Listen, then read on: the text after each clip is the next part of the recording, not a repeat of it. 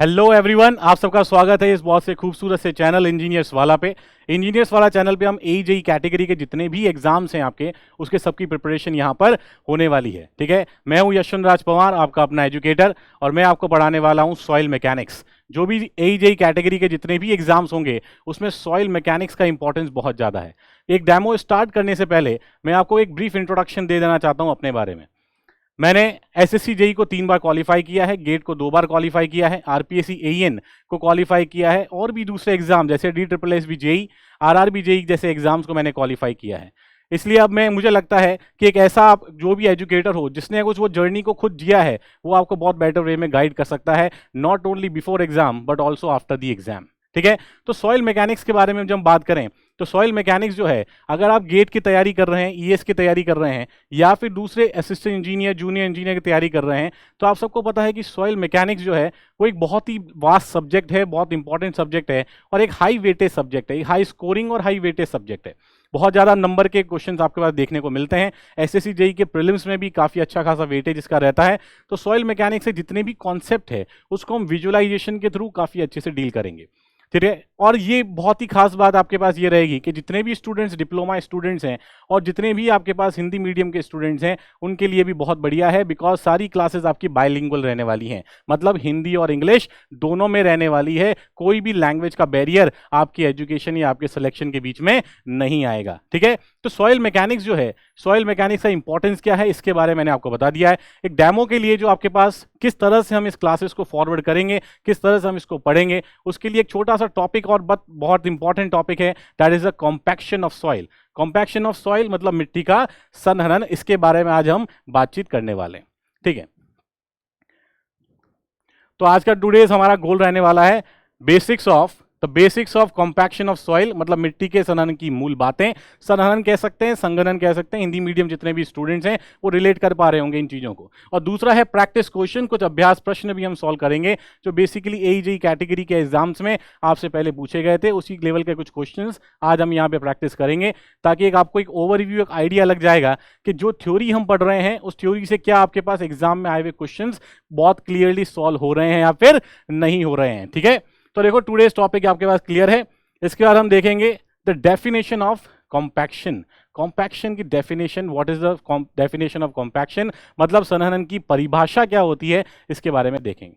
कोई भी soil sample जब आप लेते हो, ठीक है, कोई भी सॉइल सैंपल आपने लिया, तो सॉइल सैंपल के अगर आप यूनिट वेट को इंक्रीज कर रहे हो by forcing the solids into the denser state, इस प्रोसेस को हम बोलते हैं कॉम्पैक्शन ऑफ सॉइल। इसी प्रोसेस को हम बोलते हैं कॉम्पैक्शन ऑफ सॉइल। इसका मतलब है it is the process of increasing the unit weight, इकाई भार को बढ़ाने की, of soil by forcing the soil solids into the denser state and thereby reducing the air voids. तो बेसिकली कोई भी सॉइल सैंपल जब आप लोगे उसको आप डेंसर स्टेट में करोगे, तो सॉइल सैंपल के बारे में हमें पता है कि इसके अंदर क्या क्या होगा, इसके अंदर होगा एयर, वाटर एंड सॉलिड्स। तो जैसे इसको कंप्रेस करोगे, कॉम्पैक्ट करोगे, तो एयर रिमूवल होगा, और एयर रिमूवल की वजह से एक वॉल्यूम चेंज आपको देखने को मिलेगा सॉइल के अंदर। उसी को वॉल्यूम चेंज का जो रीजन है उसी को हम बोलते हैं प्रोसेस को, that is a compaction of soil. ठीक है, तो अगर हिंदी में देखें इसको, तो यह मिट्टी के ठोस पदार्थों, मतलब सॉलिड पार्टिकल्स को सघन अवस्था में डेंसर स्टेट में धकेल कर मिट्टी के इकाई भार, मतलब यूनिट वेट को बढ़ाने की प्रक्रिया है, जिससे वायु रिक्तियां, मतलब एयर वॉइड्स को कम किया जा सकता है। ठीक है, एक पिक्टोरियल रिप्रेजेंटेशन देखते हैं। फॉर एग्जाम्पल ये आपका नॉर्मल सॉइल है। अब ये जो नॉर्मल सॉइल है, नॉर्मल सॉइल में आपको सॉलिड्स दिख रहे हैं, सॉलिड्स है, वाटर है, और एयर भी इसके अंदर प्रेजेंट होती है। तो तीनों फेजेस ऑफ सॉइल आपको यहां देखने को मिलेगा। एक नॉर्मल तरह की सॉइल आपके पास है। अगर नॉर्मल सॉइल को आप डेंसर स्टेट में कॉम्पैक्ट कर दोगे, तो कॉम्पैक्ट करने के बाद आपको कुछ इस तरह से ये दिखने वाली है। ठीक है, ये तो जो दिखाया गया ये तो कंप्लीटली आफ्टर 100% कॉम्पैक्शन है कि एयर रिमूवल भी कंप्लीटली हो गया है, कंसोलिडेशन भी काफी हो गया है, उसके बाद का ये प्रोसेस है। But basically change in the volume हमें ऑब्जर्व किया जाता है due to removal of air from the voids. ठीक है, सॉइल के अंदर जितने भी वॉइड्स होते हैं वो एयर और वाटर की वजह से होते हैं। तो एयर के रिमूवल की वजह से जो वॉल्यूम चेंज आ रहा है, उसी प्रोसेस को हम क्या कह रहे हैं, कॉम्पैक्शन ऑफ सॉइल कह रहे हैं।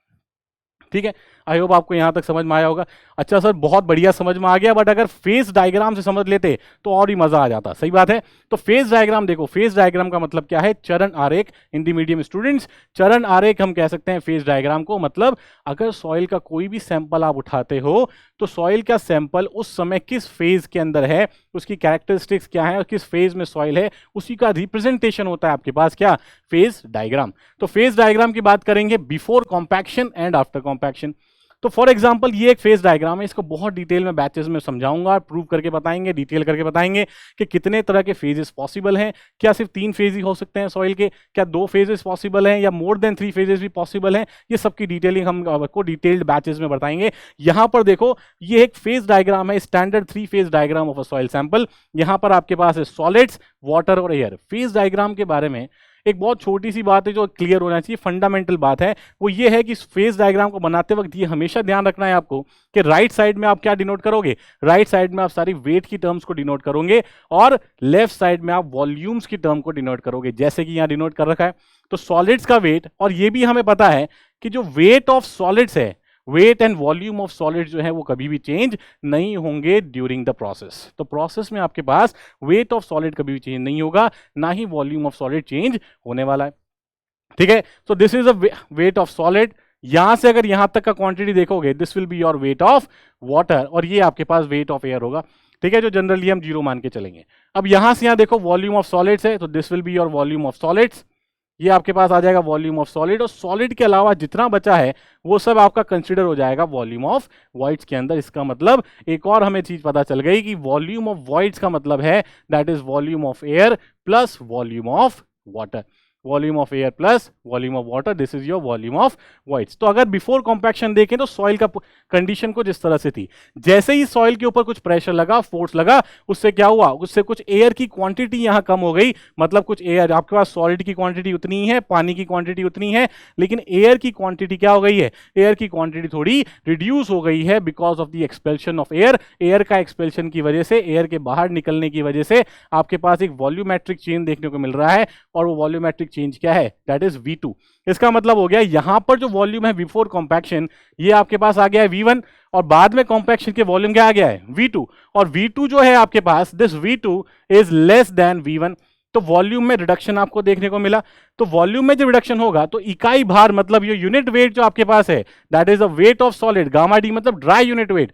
तो dry unit weight of solid divided by the volume. तो अगर आपके पास वॉल्यूम कम हो जाएगा, इसका मतलब ड्राई यूनिट वेट क्या हो जाएगा? बढ़ जाएगा। तो ये जो आपके पास डेफिनेशन है फेज डायग्राम से भी आप बेसिकली समझ सकते हो that it is a process of increasing the unit weight of solid soil. ठीक है, यूनिट वेट ऑफ सॉइल को इंक्रीज करने का एक प्रोसेस है आपके पास। तो गामा D1, गामा D2 जो होगा जनरली गामा D1 से ज्यादा है बिफोर एंड आफ्टर कॉम्पैक्शन, ये सॉइल का आपका स्टेट रहता है। ठीक है, क्लियर है? यहां तक क्लियर है। अब देखो नेक्स्ट क्या है। अब इस कॉम्पैक्शन से हम क्या क्या अचीव कर पा रहे हैं वो देखो। तो because of compaction the shear strength of soil, shear strength of soil का मतलब क्या है? शियर स्ट्रेंथ ऑफ सॉइल का मतलब है, अगर हिंदी में बात करें तो अपरूपण क्षमता।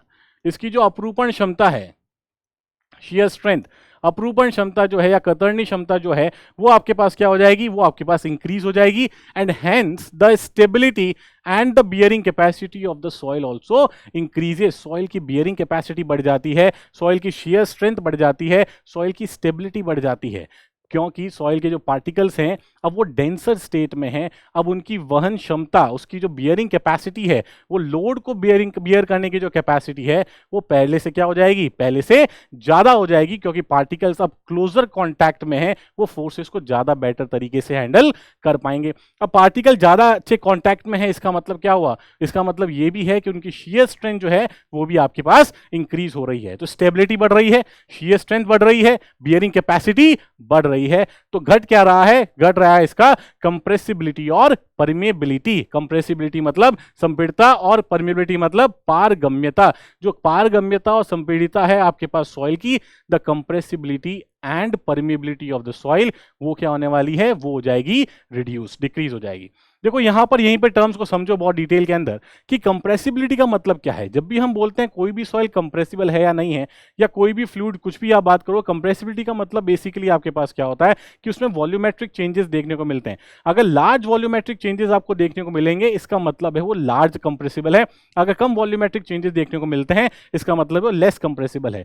तो बेसिकली इसकी कंप्रेसिबिलिटी और परमेबिलिटी जो है वो रिड्यूस हो जाएगी। इसका मतलब वॉल्यूमेट्रिक चेंजेस जो आपको देखने को मिल सकते थे पहले, कॉम्पैक्शन के बाद देखने को नहीं मिलेंगे। और यही वॉल्यूमेट्रिक चेंजेस हम चाहते भी नहीं है फील्ड में, कि हमारी सॉइल जो है वो बहुत ज्यादा वॉल्यूमेट्रिक चेंजेस, बहुत ज्यादा आपके पास वॉल्यूम में चेंज दिखाए, ऐसा हम चाहते भी नहीं है। सॉइल हम स्टेबल चाहते हैं। इस वजह से कॉम्पैक्शन जो है एक बहुत ही इंपॉर्टेंट फिनोमेना है आपके लिए।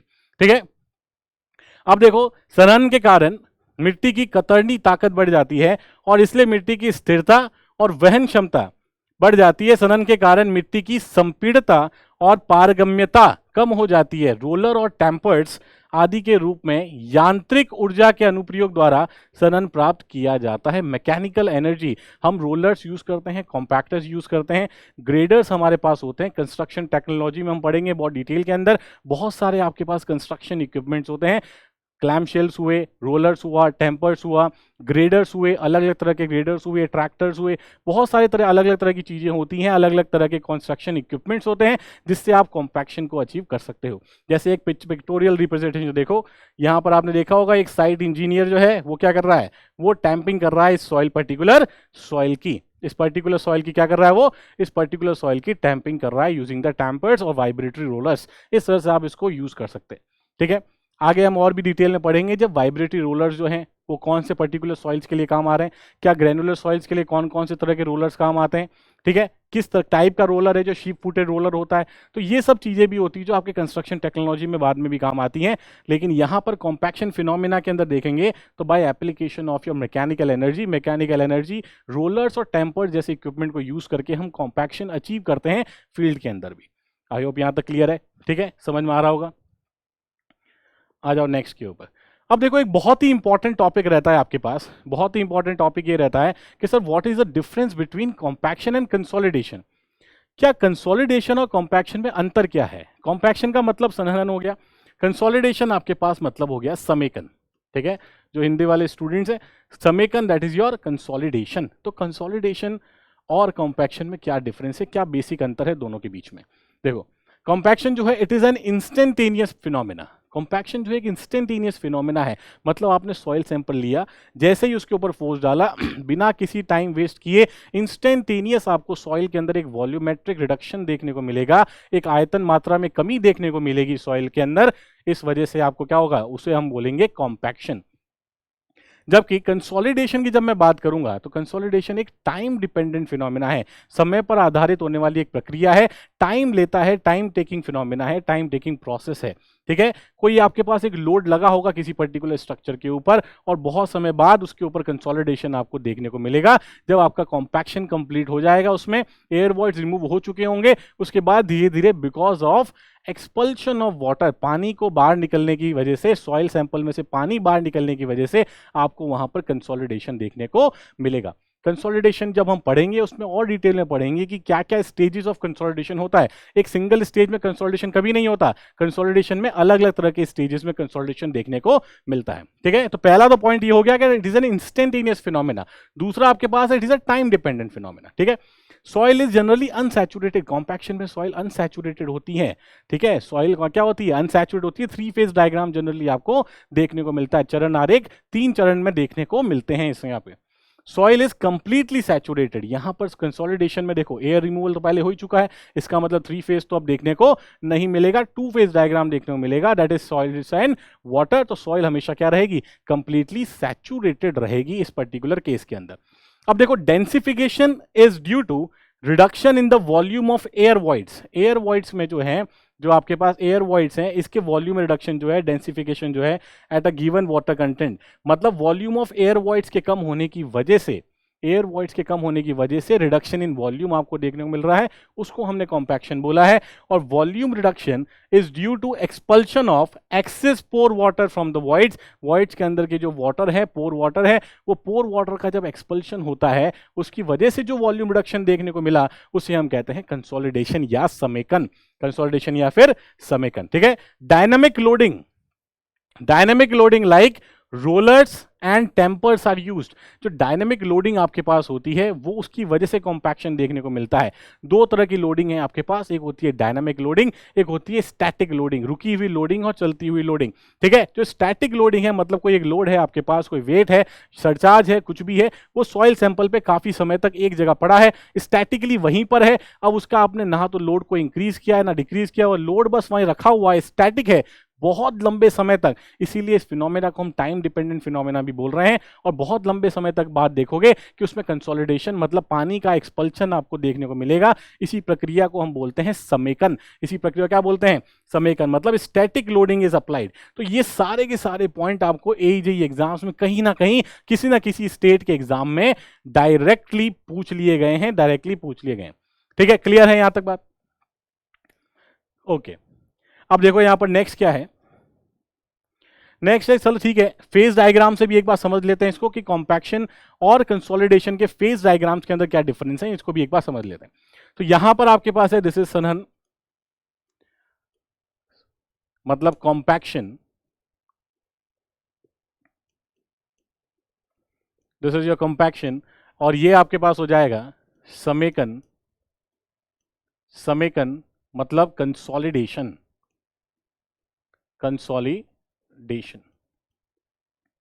कंसोलिडेशन। अब यहां आप देख पा रहे हो कि डिग्री ऑफ सैचुरेशन जो आपके पास है, एस की वैल्यू कितनी आ रही है? एस की वैल्यू 1 आ रही है। इसका मतलब ये है कंप्लीटली सैचुरेटेड। इसका मतलब क्या है? दिस इज कंप्लीटली सैचुरेटेड, ठीक है। इसका मतलब ये हो गया कंप्लीटली सैचुरेटेड, ठीक है। अब यहां देखो कॉम्पैक्शन के टाइम पे क्या हो रहा है कि वॉल्यूम रिडक्शन किसमें हो रहा है? एयर के वॉल्यूम रिडक्शन को, एयर की वजह से वॉल्यूम रिडक्शन आपको देखने को मिल रहा है। और यहां पर किसमें रिडक्शन हो रहा है? या वॉल्यूम ऑफ वाटर जो है वहां पर रिड्यूस हो रहा है। जो वॉल्यूम ऑफ वॉइड्स में जो रिडक्शन हम देख रहे हैं वो वहां पर कॉम्पैक्शन में एयर की वजह से, कंसोलिडेशन में वाटर की वजह से देखने को मिलता है। और इस तरह के फेज डायग्राम्स हम इसके अंदर बना सकते हैं, सॉलिड्स, वाटर और एयर। और फेज डायग्राम में मैंने आपको जब बताया है कि फेज डायग्राम में हमेशा राइट साइड में आपको वेट्स को डिनोट करना है और लेफ्ट साइड में हमेशा आपको क्या करना है? हमेशा आपको वॉल्यूम्स को डिनोट करना है। चलो ठीक है। अब देखते हैं नेक्स्ट क्या है कि कॉम्पैक्शन तो आपने परफॉर्म कर लिया, ठीक है, कॉम्पैक्शन बात समझ में आती है, लेकिन इसके एडवांटेजेस क्या हैं? तो संघनन के क्या क्या लाभ हैं? What are the advantages of compaction? तो कॉम्पैक्शन के डिफरेंट एडवांटेज हैं, जैसे सेटलमेंट उसका कम हो जाएगा, जैसे सॉइल की शियर स्ट्रेंथ आपके पास बढ़ जाएगी, अपरूपण क्षमता बढ़ जाएगी, सॉइल की भार वहन क्षमता मतलब सॉइल की जो बियरिंग कैपेसिटी है वो भी इंक्रीज हो जाएगी आपके पास, ठीक है। उसकी कंप्रेसिबिलिटी, उसकी परमेबिलिटी, पारगम्यता कम हो जाएगी। इससे क्या हो जाएगा? इससे आपके पास काफी सारी जो चीजें हैं सॉइल की ओवरऑल आप देख सकते हो कि सॉइल की जो ताकत है, मजबूती है, वो आपके पास बढ़ जाएगी। ये होता है कॉम्पैक्शन से। तो देखो settlement of soil is reduced after compaction, settlement कम हो गया, ठीक है। तो shear strength of soil increases, मिट्टी की अपरूपण शक्ति जो है वो बढ़ जाएगी, शियर स्ट्रेंथ बढ़ जाएगी, ठीक है।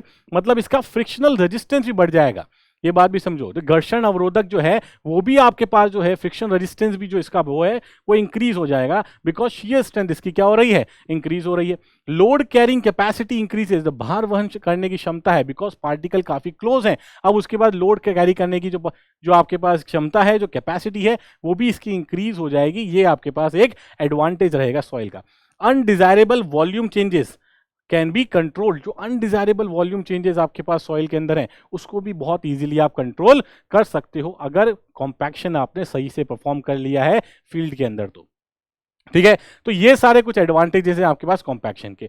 अब अनवांछित जो आपके पास अनवांछित मात्रा में जो परिवर्तन आ रहा है, मतलब undesirable changes in the volume आ रहे हैं, इसका मतलब है कहीं ना कहीं इसका लिंक किससे है? इसका लिंक है आपका कंप्रेसिबिलिटी से, क्योंकि कंप्रेसिबिलिटी डायरेक्टली आपका रिलेटेड किससे होता है? बाय द डायरेक्टली रिलेटेड होता है change in the volume. Volume में जो चेंजेस आते हैं उससे वो डायरेक्टली रिलेटेड आपके पास रहता है। तो अनडिजायरेबल वॉल्यूम चेंजेस को भी आप कंट्रोल कर सकते हो by using the process of compaction.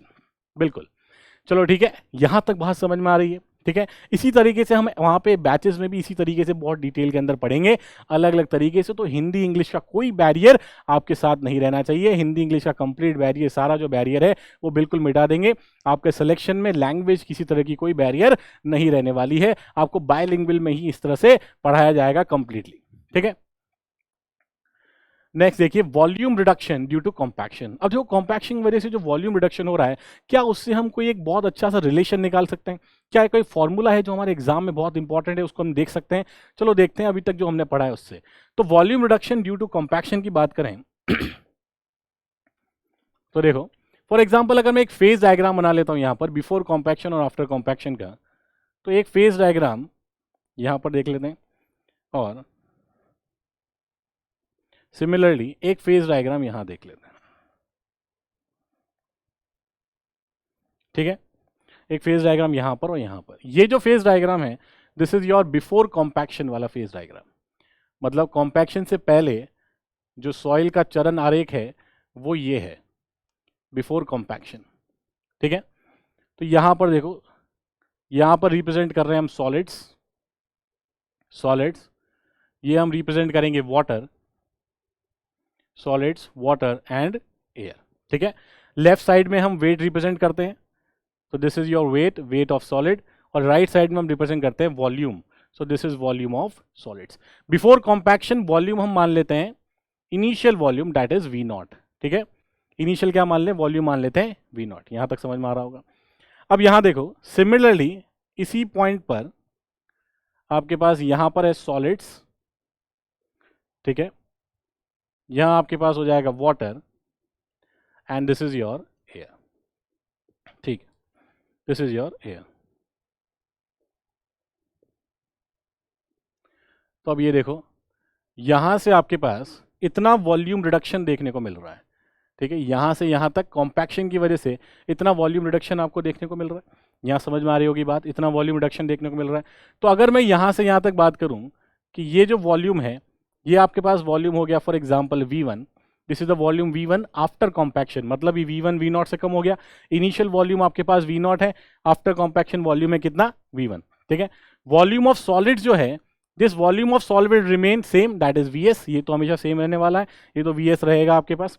ठीक है, अब देखो, एक टर्म होती है आपके पास सॉइल सॉलिड्स में बेसिक कैरेक्टरिस्टिक्स के अंदर, that is void ratio. Void ratio क्या होता है? वॉइड रेशियो को आप डिफाइन कर सकते हो that is volume of voids divided by volume of solids. ठीक है, इससे डिवाइड कर सकते हैं। इसका मतलब इनिशियल आपके पास जो वॉल्यूम है, इनिशियल आपके पास वॉल्यूम है वो आपके पास कितना है, इनिशियल वॉल्यूम है आपके पास, टोटल वॉल्यूम V0 है, और ये हो गया आपके पास वॉल्यूम ऑफ वॉइड्स। वॉइड्स का वॉल्यूम हमने इनिशियल अभी क्लास में देखा है कि वॉल्यूम ऑफ वॉइड्स का मतलब हो गया एयर और वाटर के वॉइड्स को मिला दिया जाए तो टोटल क्या बन जाता है, वो बन जाता है टोटल वॉल्यूम ऑफ वॉइड बन जाता है।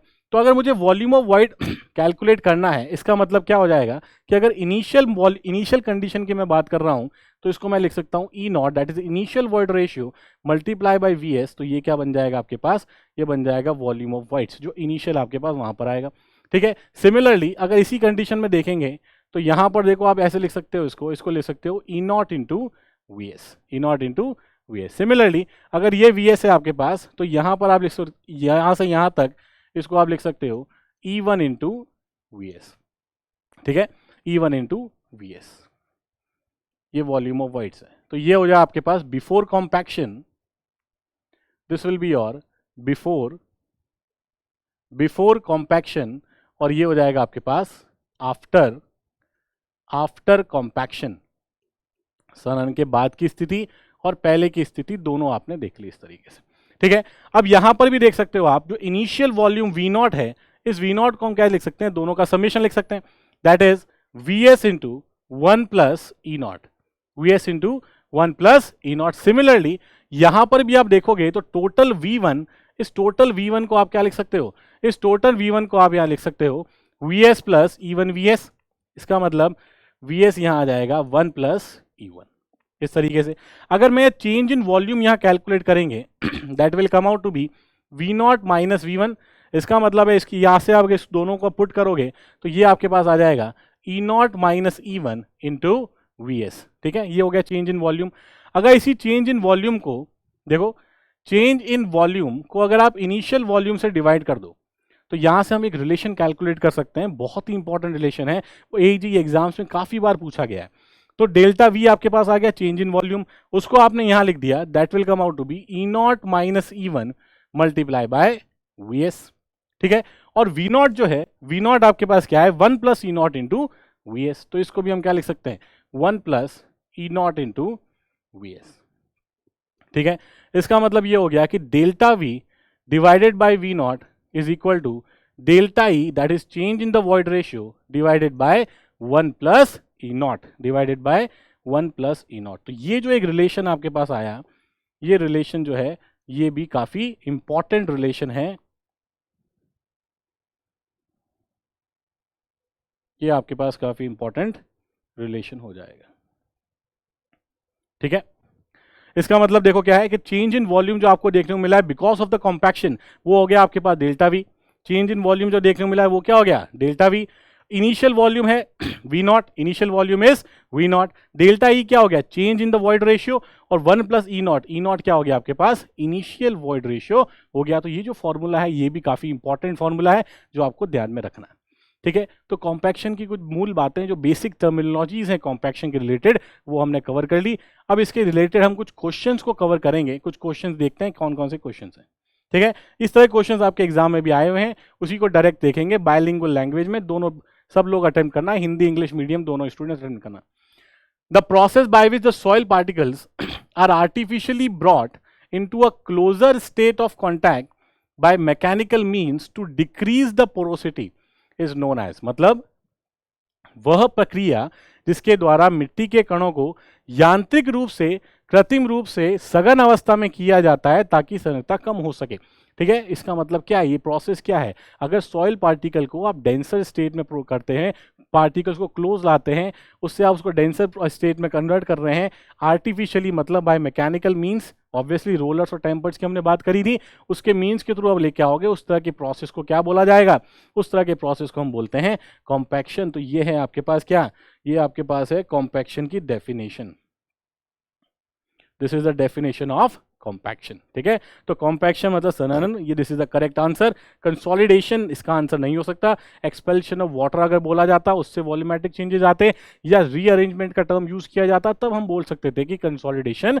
हो रहा है, ठीक है। सेटलमेंट मतलब मिट्टी का निपटान, ये भी यहाँ पर ये प्रोसेस ये नहीं है, और नन ऑफ दिया, मतलब करेक्ट आंसर क्या हो जाएगा आपके पास, करेक्ट आंसर हो जाएगा B, B should be the right answer, ठीक है। नेक्स्ट स्टेटमेंट देखो, नेक्स्ट स्टेटमेंट क्या है, नेक्स्ट स्टेटमेंट है which of the following is not correct about the effects of compaction of soil.